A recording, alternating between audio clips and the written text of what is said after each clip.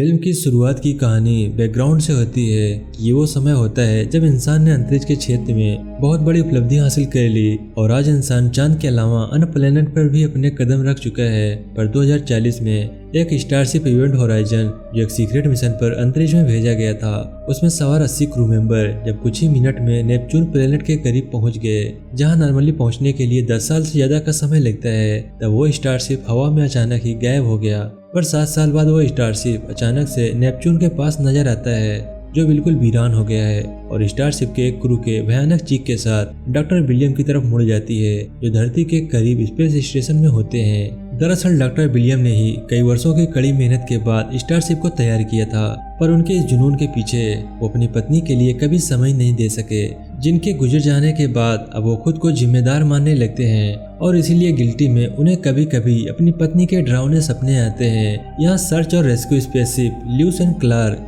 इसे स्टारशिप से signal receive होता है, इसीलिए डॉक्टर विलियम भी उनके साथ स्पेसशिप के लिए निकलने लगते हैं, जहां पहुंचने के लिए सभी को पहले एक कैप्सूल में सुला दिया जाता है क्योंकि इंसान का शरीर इमेन गुरुत्वाकर्षण के फोर्स को नहीं सह पाएगा। पर सफर के दौरान कुछ गड़बड़ी के कारण सबसे पहले डॉक्टर विलियम की नींद खुलती है। पूरे शिप पर और कोई भी नहीं जागा होता, पर पायलट के सीट पर उनकी पत्नी नजर आती है, जिनकी शैतानी रूप देखकर डॉक्टर विलियम एक बुरे सपने से जगते हैं। सदमे से रिकवर करने के बाद डॉक्टर विलियम सी के क्रू मेंबर से इवेंट होराइजन के टॉप सीक्रेट डिटेल डिस्क्लोज करते हैं। दरअसल स्टारशिप को उस समय का सबसे आधुनिक टेक्नोलॉजी से तैयार किया गया था, जिसमें आर्टिफिशियल वार्म होल करने की क्षमता थी। इसके थ्रू वो सफर करके कई लाइट ईयर की दूरी कुछ ही मिनटों में तय कर सकता था, जो ऐसा प्रतीत होता था कि मानो इवेंट होराइजन लाइट स्पीड की गति से तय कर रहा है। पर स्टारशिप एक्सपेरिमेंटल स्टेज में था और उसका पहला मिशन प्रॉक्सिमा सेंचुरी तक पहुंचना था, पर रहस्यमयी कारणों से वार्म होल में प्रवेश करने के बाद वो कभी रिटर्न नहीं लौटा। इसीलिए उनका मिशन ये पता करना है कि आखिर वो इतने सालों से कहाँ गायब था। पर किसी की भी डॉक्टर विलियम से बनती नहीं थी, क्योंकि डॉक्टर विलियम ऐसे पेश आते थे जैसे वो उन्हीं के कैप्टन हो और ऊपर से उन्हें क्रिसमस की छुट्टियों में यहाँ जबरदस्ती भेजा गया था। पर अब जब वो स्टारशिप से मिले सिग्नल को प्ले करते हैं तो इसे सुनने पर उनके रोंगटे खड़े हो जाते हैं, क्योंकि उसमें से उन्हें बहुत ही भयानक चीख सुनाई पड़ती है। इसे बारीकी से एनालाइज करने पर उन्हें लैटिन में अनुवाद "मुझे मुक्त कर दो" निकलता है। अब स्टारशिप के नजदीक पहुंचने पर वो बहुत ही विशाल दिखता है। अब वो स्टारशिप से संपर्क करने की कोशिश करते हैं, पर कोई जवाब नहीं मिलता। वहीं सेंसर से उन्हें पता चलता है कि स्टारशिप का ग्रेविटी और क्लाइमेट अनजान कारणों से ऑफलाइन है। वहीं उन्हें कोई लाइफ फॉर्म डिटेक्ट नहीं हो रहा था। अब और कोई चारा नहीं, इसीलिए स्टारशिप पर डाक करके कैप्टन, जस्टिन और पीटर स्टारशिप में स्पेस सूट से जाने का डिसाइड करते हैं। तीनों स्टारशिप के मेन कॉरिडोर में प्रवेश करने पर पूरा शिप एकदम सुनसान और हॉन्टेड सा महसूस होता है। स्टारशिप का कॉरिडोर दरअसल स्टारशिप को 2 भागों में बांटता है, जिसके बीच एक्सप्लोजिव लगाए गए हैं ताकि आपातकालीन स्थिति में शिप के दोनों भागों को अलग अलग कर सके और इसके दूसरे सिरे को एक एस्केप व्हीकल की तरह इस्तेमाल किया जा सके। स्टारशिप इतने विशाल होने के कारण टीम बिखर जाती है। जस्टिन शिप को ग्रेविटी रूम में प्रवेश करता है जो शार्प रोटेटिंग रिंग से घिरा होता है। वहीं पीटर अब शिप के बीच के हिस्से में खून से सनी दीवार को मिस कर जाती है, पर जल्द ही उसे एक सड़ी हुई क्रू की लाश मिलती है, मानो उसका ये हस किसी जानवर ने किया हो। वहीं जस्टिन शिप के मेन कोर में प्रवेश करता है, जहां उसे अब भी वही फंक्शनल ग्रेविटी स्पेयर नजर आता है। इसकी मदद से शिप वार्म होल क्रिएट करता है ट्रेवल करने के लिए, जो अपने आप ही ट्रिगर करने पर जस्टिन का कनेक्शन कंट्रोल रूम से अनजान कारणों से टूट जाता है और ग्रेविटी स्पेयर से तेज रोशनी निकलने के बाद उसमें कुछ काला लिक्विड नजर आता है। वहीं जस्टिन उसे छूने की गलती कर बैठता है, क्योंकि जल्द ही कुछ ही भयानक चीजें उससे अपने अंदर खींच लेता है और फिर स्पेयर से एक शक्तिशाली ग्रेविटेशनल वेव के कारण स्टारशिप और खास करके ल्यूइस और क्लार्क शिप को भारी नुकसान पहुंचता है। पर स्थिति इतनी गंभीर हो जाती है कि कैप्टन को ल्यूइस और क्लार्क शिप को छोड़कर स्टारशिप में पनाह लेने को तय करते हैं। वहीं जस्टिन अब भी सेफ्टी रस्सी से कनेक्टेड था, तब उसका साथी उसे ऊपर उस ब्लैक दुनिया से खींच लेता है। अब आर्टिफिशियल ग्रेविटी को एक्टिवेट करने के बाद वो सड़ी हुई लाश ऐसे गिरकर टूट जाती है जैसे वो मिट्टी का बना हो। वहीं उन्हें और भी भयंकर खबर मिलती है, उनके पास 20 घंटे हैं, इसके बाद स्टारशिप का ऑक्सीजन खत्म हो जाएगा। इसलिए वो तुरंत अपने ल्यूइस और क्लार्क शिप को ठीक करने लगते हैं। यहाँ कूपर कैप्टन को समझाने की कोशिश करता है कि ग्रेविटी स्फीयर अपने आप ही ट्रिगर हुआ था। वहाँ जस्टिन को एक डार्क एंटिटी ने अपने अंदर निगल लिया था, पर डॉक्टर विलियम उसकी बातों पे यकीन नहीं करते, क्योंकि उनके अनुसार ग्रेविटी को अपने आप ट्रिगर नहीं कर सकता। पर कैप्टन के अनुसार स्पीयर जरूर अपने आप ट्रिगर किया गया था, जिसके कारण एक gateway to another dimension create हुआ होगा। इससे पीटर कुछ देर के लिए समा गया था। अब इससे पहले कि इसके कारण और नुकसान हो, कैप्टन ग्रेविटी के चेंबर को सील करने को कहते हैं। पर वहीं अब क्रू के साथ अजीब अजीब घटनाएं घटने लगती हैं। जैसे पहले पीटर को अपने बच्चे का विजन आने लगता है, जिसे छोड़कर वो ड्यूटी पर जाना पड़ा, जिसे अब भयंकर बीमारी हो गई है। फिर स्टारशिप के वीडियो को चेक करने पर जब पिछले क्रू ने ग्रेविटी स्पीयर को ट्रिगर किया था, तब कुछ तो भयानक घटने के बाद लॉग अपने आप डिस्कनेक्ट हो गया और जब अचानक से पावर सप्लाई माल फंक्शन होने पर डॉक्टर विलियम फिक्स करने के इरादे से सर्किट टनल में प्रवेश करते हैं, तो उन्हें अपनी पत्नी की भूतिया पुकार और फिर उसकी डरावनी शक्ल नजर आती है। वहीं जस्टिन अब छटपटाते हुए चेतावनी देते हुए कहता है कि द डार्क आने वाला है और फिर से बेहोश हो जाता है। इतना कहने के बाद कैप्टन को उनका पुराना क्रू मेंबर जलता नजर आता है, जो दरअसल उनका वो क्रू मेंबर था जिसे एक घटना में उन्हें पीछे छोड़ना पड़ा था। अब क्रू में ही बहस होने लगती है कि सभी को एक साथ हेलुसिनेशन कैसे हुआ। यहाँ इस शिप ने जरूर अपने साथ कुछ ऐसी शक्ति लाई है जिसके कारण इस शिप में जान आ गई है, जो उनके दिमाग से खेल रही है। उनकी परेशानी खत्म होने का नाम नहीं लेती,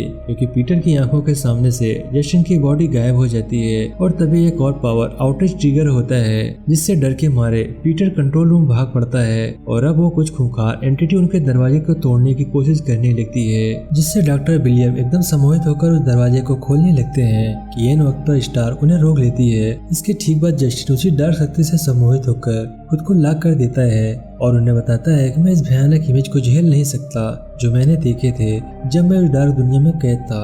और ये कहते ही वो खुद को बिना सूट के अंतरिक्ष में इंजेक्ट कर देता है, पर कैप्टन सही वक्त पर उसे शिप में खींच लेते हैं और किसी तरह से उसकी जान बचा लेते हैं।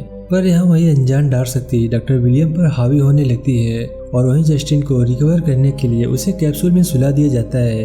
इनकी कंडीशन अब ऐसी हो जाती है कि डॉक्टर विलियम कैप्टन के सवालों का जवाब नहीं दे पाते कि पिछले क्रू के साथ हुआ क्या और सिर्फ गेटवे के थ्रू कौन से भयानक यूनिवर्स में गया, जिसके कारण उनके साथ ये सब घटनाएं हो रही हैं। वहीं अब उनके शिप पर 4 घंटे का ऑक्सीजन बचा होता है, तभी कैप्टन को फिर से उसी क्रू का भयानक हेलुसिनेशन आने लगता है, जिससे कैप्टन को रियलाइज होने लगता है कि स्टारशिप जरूर किसी सुपरनेचुरल एंटिटी के साथ लौटा है, जो अपने शिकार के सबसे डरावने सीक्रेट को पढ़ सकता है और उसे तोड़ने के लिए उसके सामने दिखा भी सकता है। जिस पर डीजे भी अपना ऑब्जर्वेशन शेयर करता है कि जो सिग्नल उन्हें स्टारशिप से मिला था, उसे ध्यान से एनालाइज करने के बाद उसे पता चला कि वो पहली बार गलत थे, क्योंकि उसका लैटिन में मतलब मुझे मुक्त करो नहीं, बल्कि उसका अनुवाद होता है अपने आप को नर्स से बचाओ। डीजे ये थ्योरी शेयर करता है कि स्पेस और टाइम के भी गेटवे ओपन करने में सफल तो रहा, पर वो गेटवे ऐसे दूसरे डायमेंशन में खुला।